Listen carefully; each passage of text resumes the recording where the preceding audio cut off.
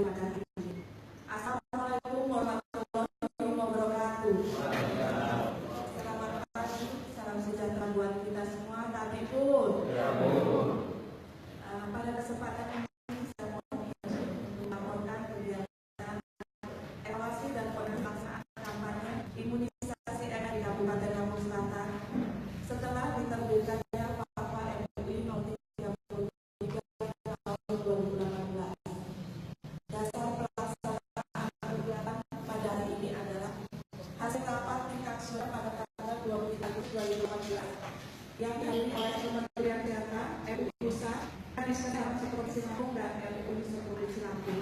Kemudian hasil rapat tingkat provinsi pada tanggal 3 sampai dengan 4 September 2018 yang dihadiri oleh Kepala Dinas Kabupaten Lampung Selatan, MUI Kabupaten Lampung Selatan.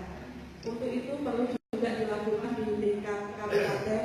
Maka pada hari ini perlu saya sampaikan Bapak bahwa peserta pertemuan pada hari ini sebanyak 30 orang, terdiri dari perwakilan MUI tingkat kecamatan, 5 kecamatan, kemudian perwakilan sekolah, kemudian ada OPD terkait, Dinas Pendidikan, Kemenang, Kominfo,